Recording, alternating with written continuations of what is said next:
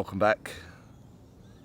So I'm in that local forest again today. The weather forecast is terrible for later, so I've had to get up early, get out, just feel creative today, and I'm sure some of you feel that way, don't you? The day ain't right. I need to get it moving, and I can definitely dial that into mediumship in some context. You can hear the birds, which is wonderful. It's a beautiful place to be. But it's actually about the joy of the spirit world, working with mediumship. Why are we doing it? And as we go along that journey, we're a little bit tough on ourselves. And I think every now and again, a nice reminder to why we're doing it. So you can join me on this walk through the woods today.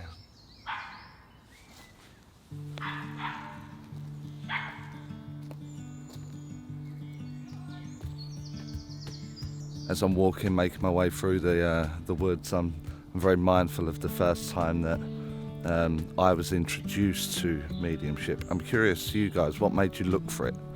You know, get that in the comments. What made you look into mediumship? For me, it was a loss of a loved one, and then maybe 10 years or so later, I had the idea that I may be having an experience, and that can play havoc with one's mind, even more havoc when you Google it. So I've got to watch where I'm walking here. It's a little bit of a trip hazard, and the spooky stuff that you come across. You know, so you have an idea, you Google it, what it's about, these people that are gifted, these people that are, these people that are gifted, and will they ever come to me? God, the lighting's terrible, but that's because it's going to rain. Will they come to me? And we almost put them on a pedestal in some way, don't we? There's this idea that they've been chosen, that they've been picked, and they know everything about me. They know my loved one, or what happened last week in my life. You know, it's not until we let me adjust again, sorry. It's not until we realise or look into development in any way that you start to understand it a little bit. And even then, it's not immediate, is it?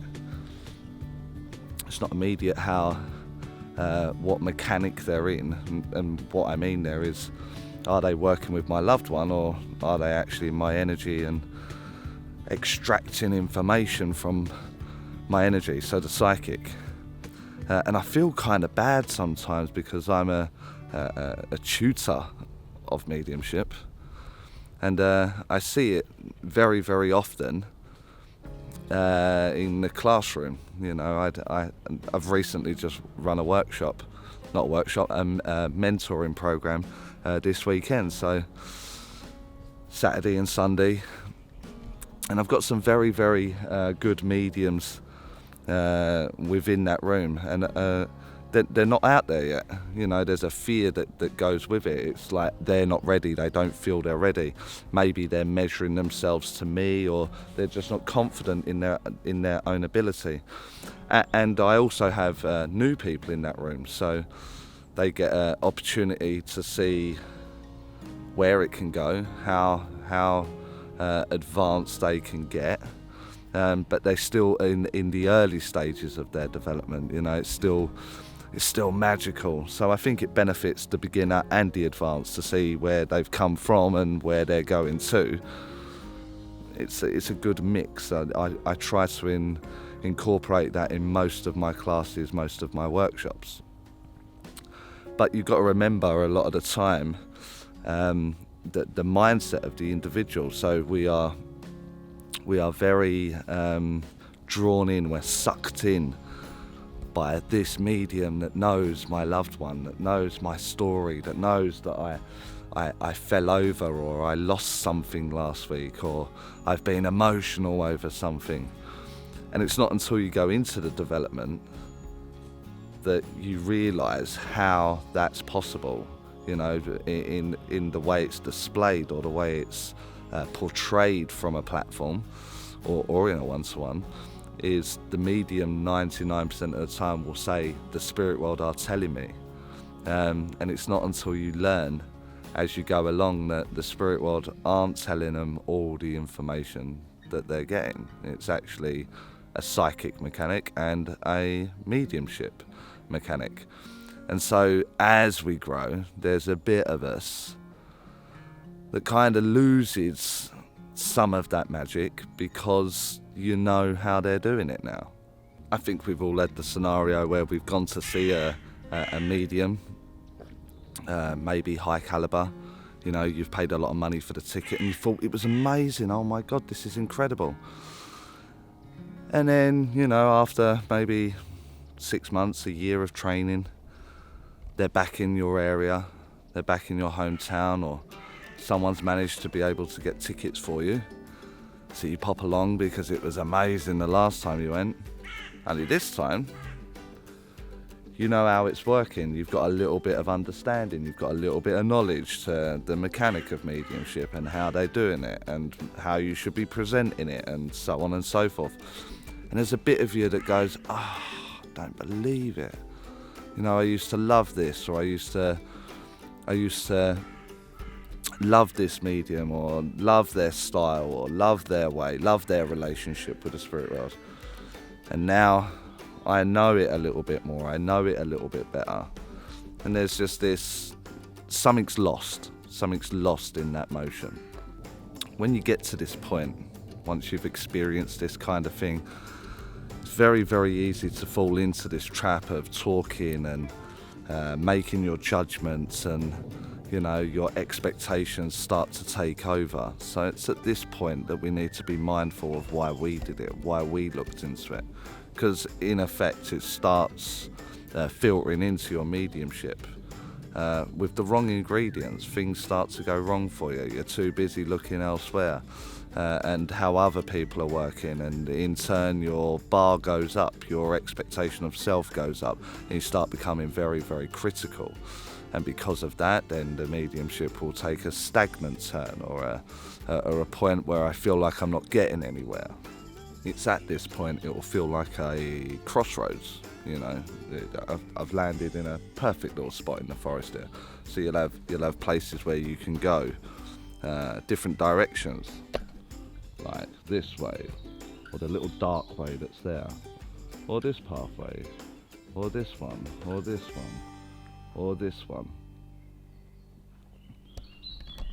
And every now and again we miss the marks. You know, there's some here. Look, small indicators of the way that we should go.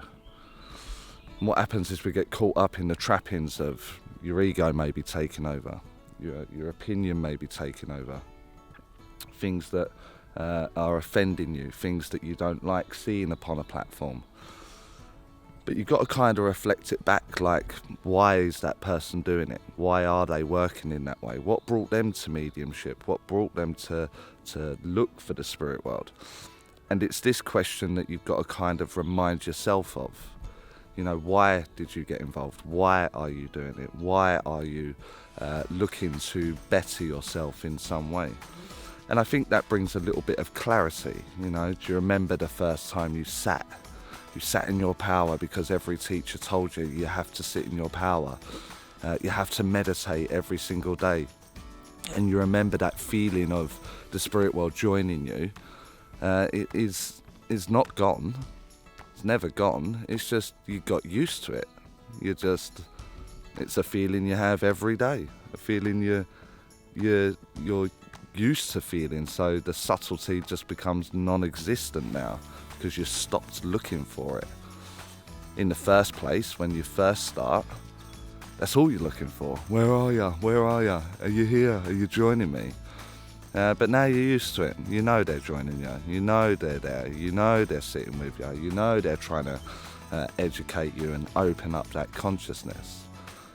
And it's that at that point that we need to maybe drop the self-critique, or stop looking for your mediumship in another mind, because you're not going to find it. You're unique, you're an individual, your relationship is unique and individual. So again, it's something that we need to really, really think about. For some of you, it will be you're not even at that stage yet. You're hungry, you're looking for it, so you book yourself into all these classes and circles and courses that you want to get on. You want to be involved in it more and you want to do it more, and that's totally understandable. Everyone's like that. It's very, very addictive. I've always said it, and I always will say it. It's very addictive. You feel like a place of belonging, like people understand you, they know you. And so because of this, you're mixing your philosophies. You're having one tutor say one thing, like let's take protection for example. If you get a very old school kind of teaching going on there, and another like myself that says don't be silly, the spirit world are not there to harm you, they're there to open up that consciousness. So it's something that we need to be mindful of. Although you want more and you just can't get enough, that can actually start to impact you in some way. So my suggestion is find one that you get on with, one where you like the philosophy, and then do as much as you can with that one person, that one individual. And then the rest of the time, you use your time, your free time, your sitting time, you asking the spirit world to join you time. And your development will grow much, much quicker, freer, less arguments. It's very, very easy to fall into the toxic nature of checking on people, looking into people, having your view on their mediumship, their style, what they're doing, what workshops they're running, because you started development with them or you started your journey with them. It's so very easy to fall into that trap when someone's picking on you, someone's saying words about you, and we will never know the reasons behind it. Maybe there's an envy, a jealousy, maybe they just don't like you as a person, and it's very easy to rise to that and bite to that. But cast your mind back when you first found the spirit world and you were almost ignorant to this kind of way that is presented within the spiritual community as such. You was never bothered by what people were up to. You were never bothered by what workshops were going or what they were doing next or where they're going or how they present. You were just overjoyed by the fact that you have this relationship, that you're developing something, you have found something that's so amazing, it feels amazing. And it's only because of that experience that you've gone through that you start to share it. You want to tell the world, don't you? You're like, oh my God, there really is something else. There really is this. There's so much more to this journey than a house, a job, family. There's this whole new realm that's not governed by money or rules and so you start to share it. And it's only when you have a voice or when you start to get your momentum going, your development, your relationship seems to be talked about because you're becoming more accurate or more at ease with it. It's at this point you need to remind yourselves that none of that was present in the first stages. None of that was there because you hadn't encountered it. And it's at that point you need to do the reminding how amazing it felt, how special it is. You know, whenever you sat, they joined you, and the feelings and the emotions and the sensitivity, all of these things need to be reminded at these stages, because them stages are going to be some of the hardest that you're going to have to get yourself through. Do you remember the first time you got a name right? Do you remember the first time that you felt so strongly the emotion that the communicator was bringing, the spirit world was bringing? Do you remember that all these first times, you know, like the first time you done 20 minutes, the first time you got up at the front of a class, the first time you did it online, the first time you knew the spirit world were present without having to work too hard. All these first times are something that you need to constantly remind yourself of, because those feelings haven't gone away, it hasn't stopped, it's just the subtlety of it all. It's familiar, you're used to it, it's no different now. And so it becomes your normal. And we definitely make massive mistakes because of this, because it's become normal. You went from nothing to something in maybe a short space of time of 3 months. I don't know what that was behind me. From nothing to something in 3 months. This huge growth. I can now conduct myself for 10 minutes in a classroom, when before you just panicked. Are they going to join me? Will they join me? I don't know if they're going to be here. But now the philosophy is, you know they're there. Of course they're going to join you. They're loved ones in front of you, and that just becomes normal. And of course you're going to give off what you're getting, because that's your sensitivity and the way that you're working. But we forget. We're like, I want the address. I want this. I want that. So remind yourself from time to time just how far you have come. Don't compare yourself to anybody else, because your journey is your journey. And along the way, you'll be distracted. You'll come off track worrying about what someone else is doing, or where they're going, or what they're up to. And all the time you spend energy doing this is all the time that you could have been spent developing your own mediumship. So it really is a waste of energy. It's something that I see so many people fail. I don't really like the word fail, but I see them distracted. They took the wrong turn at the crossroads.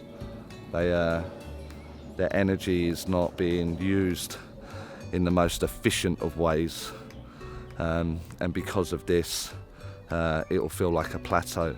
It'll feel like you're not getting anywhere. So before this sky opens up and absolutely soaks me, I'm about 20 minutes into this forest. I've just come out into a large open expanse, and I know my car's about 2 miles away, and I don't know if I'm going to make it before the rain gets me. So I hope you enjoyed the video. It goes without saying I'll obviously get the thumbs down, because I seem to have attracted someone that likes doing that. So in turn, I would like to see the positivity. If you like the video and the rain started, if you like the video, give it the thumbs up. Share it, engage with it, comment. Remember, what was the first thing that brought you into mediumship, or looking at mediumship? I'm interested. Get that in the comments, and I'll see you soon, I suppose. Thanks for watching. Catch you later.